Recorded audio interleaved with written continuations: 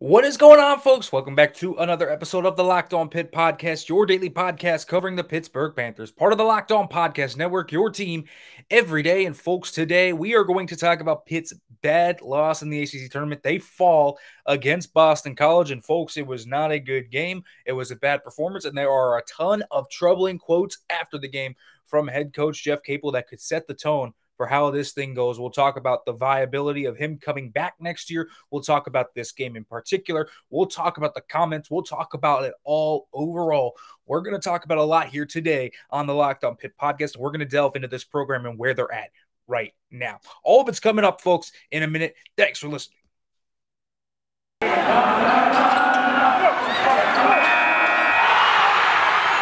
You are Locked On Pitt, your daily podcast on the Pittsburgh Panthers, part of the Locked On Podcast Network, your team every day.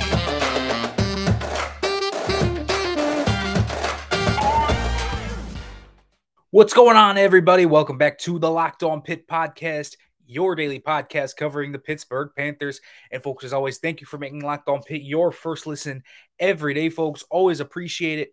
And as always, if you're watching this on YouTube, like, comment, subscribe to all that great stuff. Leave the notification bell on. Make sure to turn it on if you do not have it on. And if you are listening to this, make sure to leave a review and do all that good stuff. Today's episode of the Locked On Pitt podcast is brought to you by Rock Auto. Amazing selection, reliably low prices, all the parts your car will ever need. Visit rockauto.com and tell them Locked On sent you.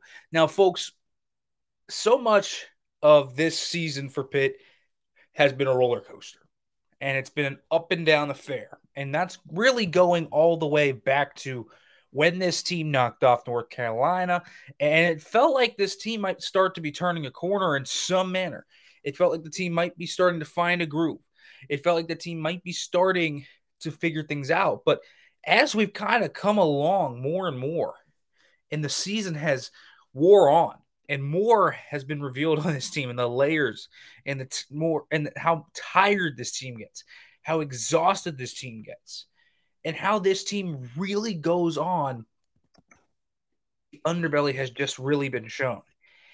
And this has been a Pitt team that really has proven to not have the chops.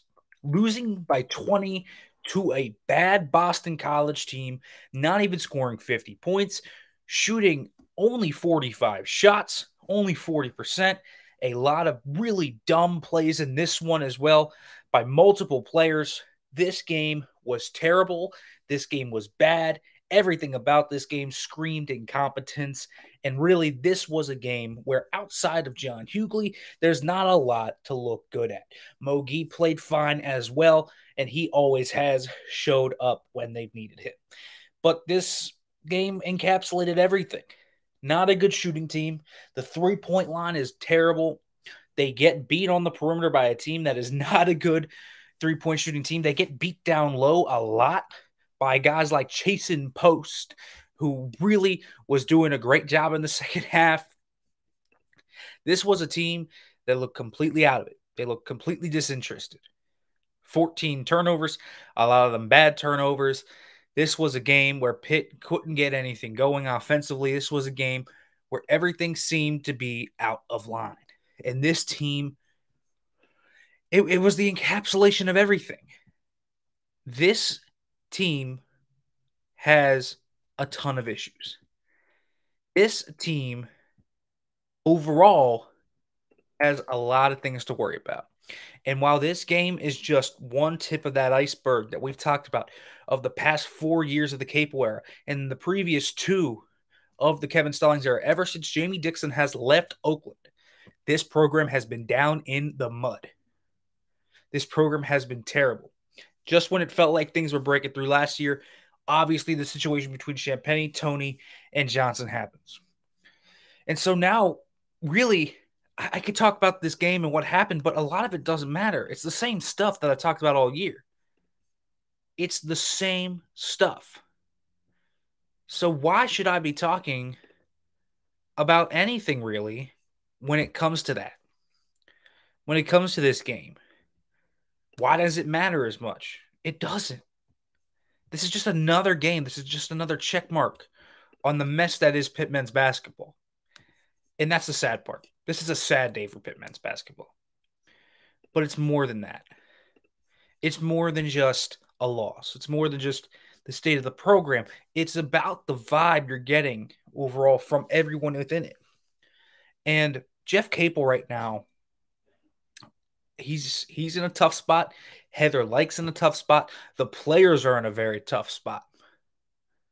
What about this program breeds optimism? Maybe John Hughley, but he's going to test the draft. Mo Gee, okay, he might be a G Leaguer, but he's gone. Jamarius Burton, okay, I can get with that. But also, you have to fix him with a point guard. This is a team right now that doesn't have the pieces in there to do anything. They don't have the pieces to do anything spectacular. They're going to need a lot of breaks to go their way. They're going to need a certain hierarchy of things to occur for this program to magically become the Wake Forest of 2022-23 season. There's going to have to be so much that happens that's going to change this team that you're going to have to get a mass exodus this year and replace all those guys with five or so, at the very least, ACC quality players. And when you say, and this is the quote that is troubling, when you say in year 4, at the end of year 4, we just need better players, it's not personal. We just have to recruit better players. There's not much I can say to that. There's not. What am I supposed to say to that?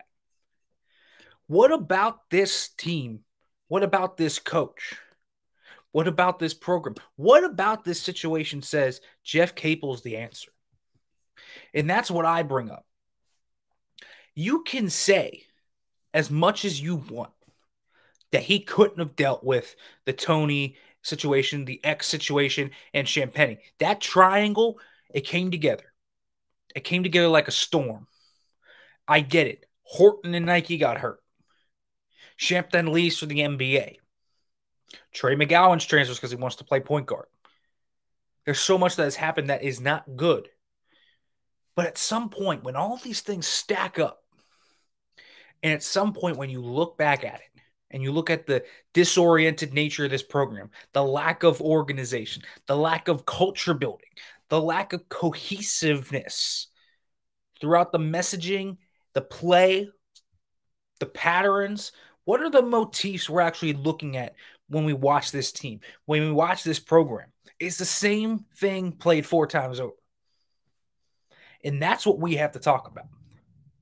This program has been on loop for the past 4 seasons with a little bit of different iterations. Last year was probably the most talented of those versions. And maybe Capel was ready to break through that glass ceiling, but he didn't have the ability to get his team together. He didn't have the ability to retain his team together. He didn't have his culture built. That's been the biggest issue. And we have a lot to talk about in regards to that. So I'm going to say, should Jeff Capel be back? We will talk about that. But first, let me let you guys know about Built Bar because, folks, this is the time of year where you are giving up on your New Year's resolutions. And I know it, but you don't have to do it. Thanks to Built Bar because it almost feels like it's not really a resolutions because you can enjoy eating these. Have you tried the Puffs? Because if you haven't, you're missing out on one of Built Bar's best tasting bars.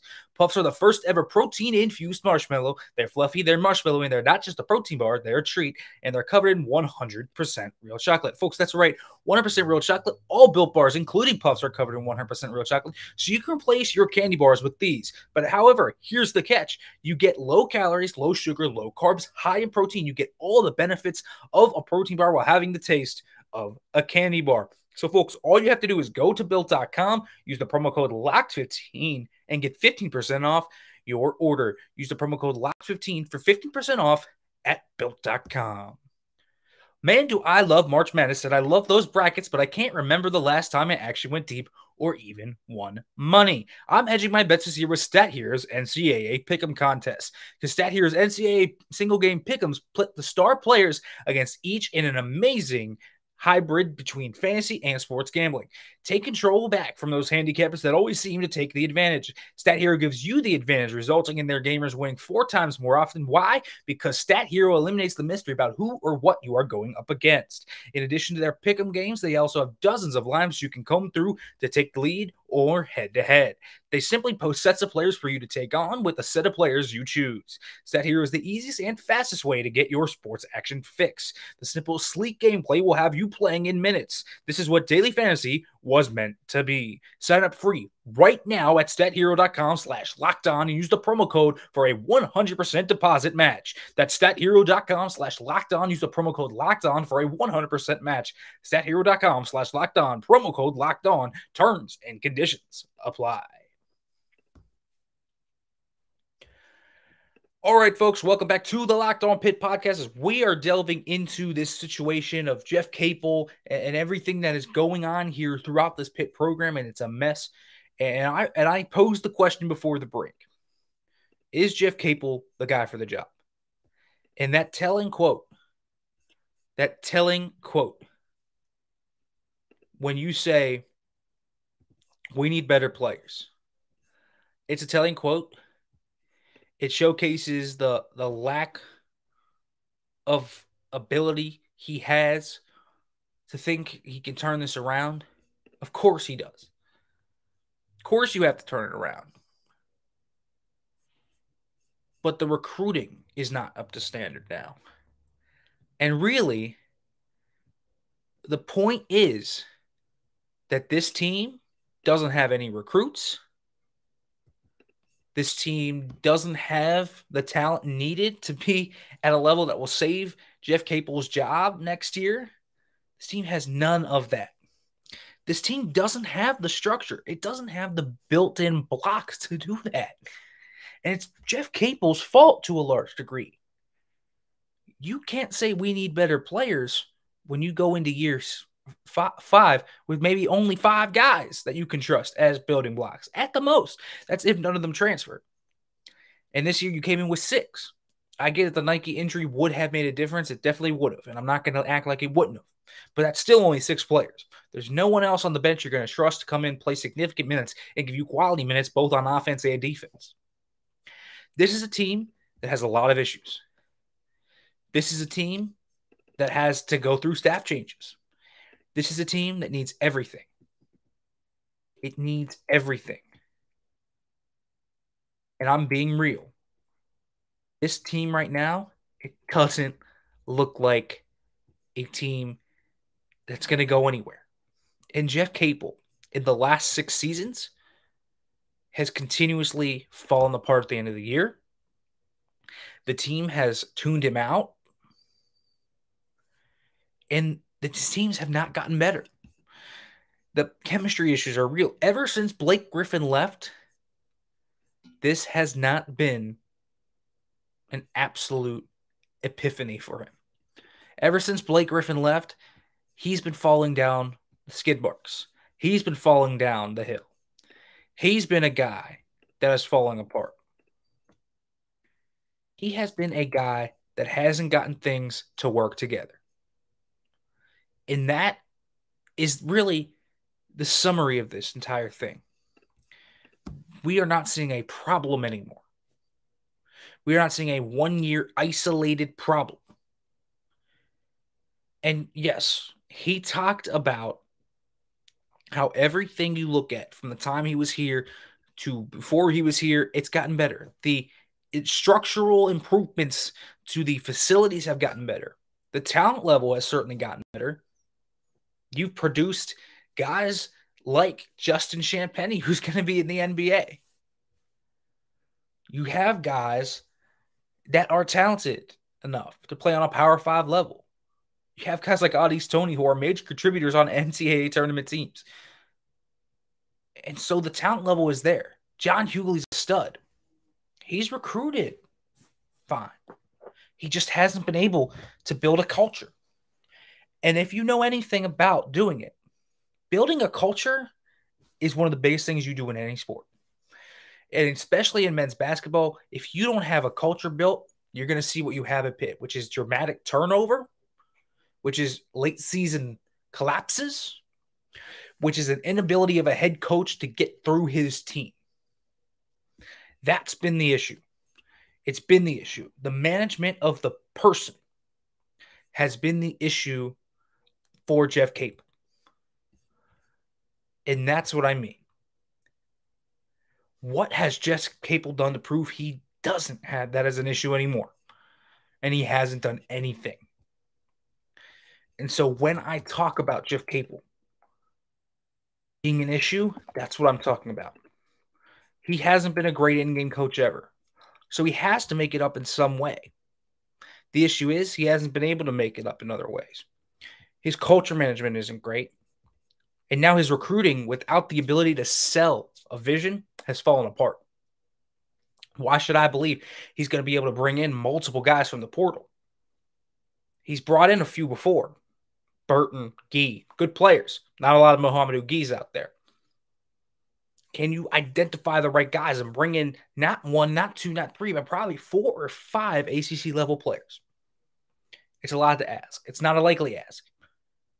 And that's why when you look at everything, the collapses at the end of the year, the culture issues, the lack of cohesion on the court, the lack of ability to identify your problems and fix them from year to year. They've had a lot of the same problems. Where is the ability for me to believe in Jeff Capel as a quality head coach to build this thing around? This is a coach that hasn't won anything since Blake Griffin was around. This is a coach that did a lot of the similar things that he's doing now at Oklahoma. This is a coach that maybe has elevated the talent level here a little bit, but hasn't elevated the program as a whole. This is a coach that hasn't truly built things in and truly hasn't done what is needed. This is the issue, folks. This is the crux of the issue. Why should I believe in Jeff Capel? It's a great question to ask. It's a hard one for me to answer. I can't believe in Jeff Capel because of all these warning signs. There's not a lot to believe there. There's not a lot to sell me on Jeff Capel being that guy, which is a tough thing to say. But it doesn't look like there's the signs are there for me to say Jeff Capel's the guy that's going to turn this whole ship around. Why is he going to turn this whole ship around? This is not a promising sign. This is not a promising ship. This is not a promising basketball program. And right now, this is not a promising coach that showcases me anything. There's not a lot of optimism. It's really turning into apathy for a lot of fans. And so, I don't know. I don't know what to say to Jeff Capel anymore. I don't know how you can sell this vision to anyone on the portal or as a recruit. I don't know how you as a parent can send your player to Pitt right now with how it looks and say they're going to get better. They're going to get what they need. It's a lot to work with, and it's not looking good for Jeff Capel. And that's the bottom line here. And this game was just a microcosm to a macro view that has happened over the course of 5 years. And so the question now becomes, is Jeff Capel going to be gone, and should he be gone? And we will talk about that. But first, let me let you know about Run Your Pool, because March Madness is only about a week away. That means you need to start thinking now about where you're going to be running your brackets this year. Are you going for the usual, or are you looking for the best? We've done our homework here, and we're running brackets with runyourpool.com. Along with standard brackets, Run Your Pool offers game types like Survivor or Pick X. They have options to edit scoring, and they offer more intel to make your picks. All the stuff you won't find at ESPN or CBS. If you've got a business, Run Your Pool can help you take some of that madness magic and play alongside your employees. Folks, clearly we believe Run Your Pool because, like I said, we're running our brackets there ourselves. There's no truer test than that. If you want to play against us for a shot at a cash prize, join us at runyourpool.com/lockedon. And while you're there, create your own pool for your friends and family. Enter Pure Madness at checkout for $10 off your custom post. All rules and details will be available there. That's runyourpool.com/lockedon for your chance to win a cash prize. We look forward to seeing and beating you there. Folks, with the number of ever-increasing makes and models, it's now impossible for your local chain auto parts store to stock all the parts you need. Why endure often pointless or seemingly intimidating questioning and wait while the person behind the counter orders the parts on their computer, choosing the only brand their warehouse happens to carry? You have computers with access to rockauto.com at home and in your pocket. Folks, save time and money when using Rock Auto. You don't have to spend more than 30% or 50% or even 100% more for the same parts from a chain or car auto parts store, while Rock Auto prices are reliably low for every customer. They have all the parts your car will ever need: brake parts, tail lamps, motor oil, or even new carpet. Go to explore their website today and find the solution for your auto parts needs. Folks, go to rockauto.com right now and see all the parts available for your car or truck. Right, Locked On in there. How did you hear about us box so they know we sent you. Amazing selection, reliably low prices, all the parts your car will ever need. rockauto.com.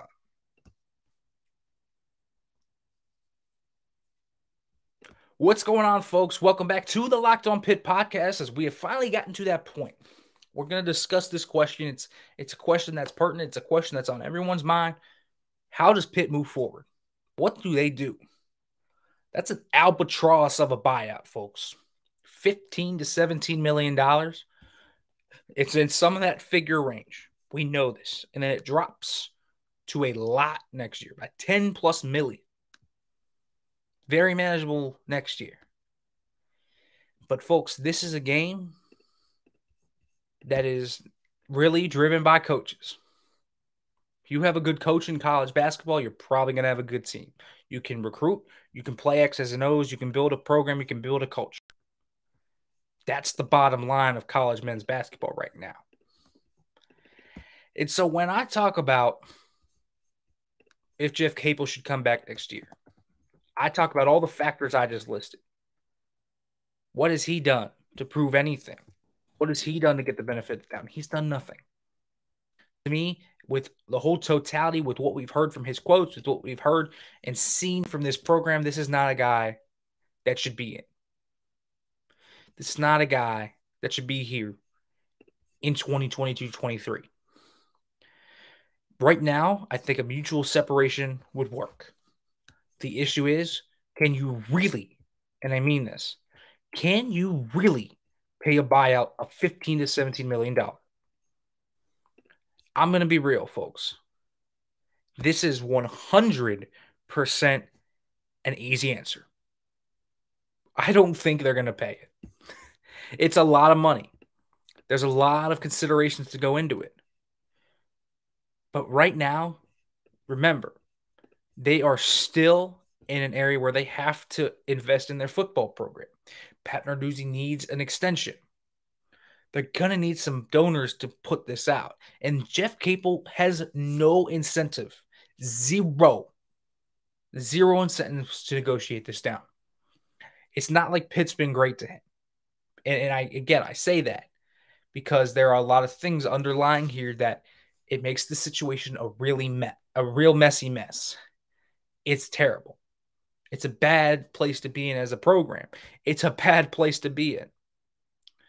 And this team right now 100% needs a new direction. I don't know what goes on in terms of the status quo.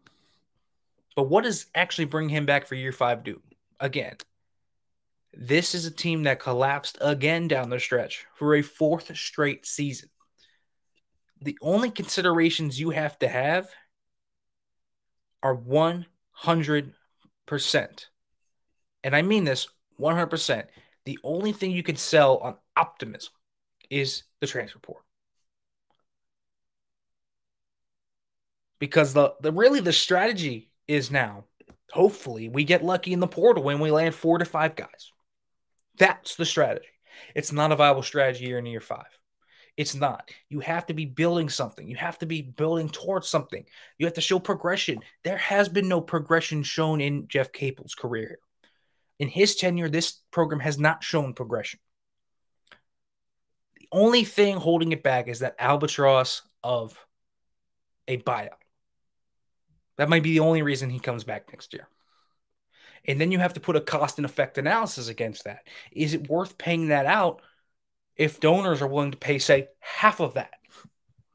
And the lost revenue you're going to get, or the apathetic fan base that's building up. There are so many factors that go into this.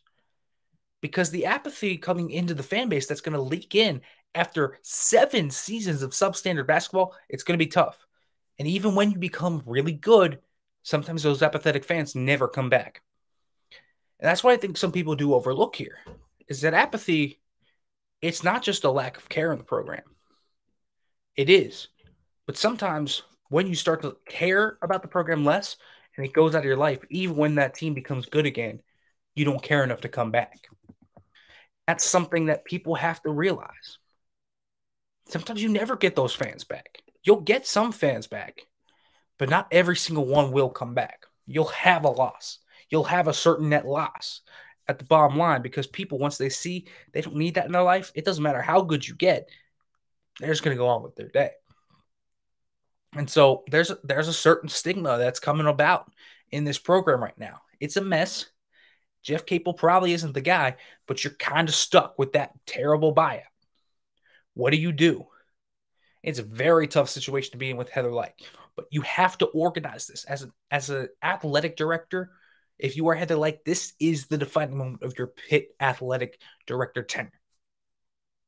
Can you fix this men's basketball program? What are you going to do? Because year 5 under Jeff Capel, man, if he comes back, it better be worth it. That's the point. Coming from fans, it better be worth it, because you have risk coming for you. And again, Jeff Capel has no optimism inspired in this fan base anymore. What's the reason to come to the games? What's the reason to watch the games? What is the reason to do any of it? There's very little reason to follow the team next year. And so, honestly, there's a certain desperation around Jeff Capel. There's a certain desperation around this program. Putting blame on players. Not taking personal responsibility up front. There seems to be a clash of tendencies, and there seems to be a pattern of problems. And because there is all of that, you really get what is a toxic program that people care about less, and you really get a program that's down in the mud and doesn't look like it has much of a way to climb out right now. It's not an easy job to fix. It's not an easy one to come and coach and win at, but something has to give, and right now the status quo is not what's giving. And that's really what the bottom line is here.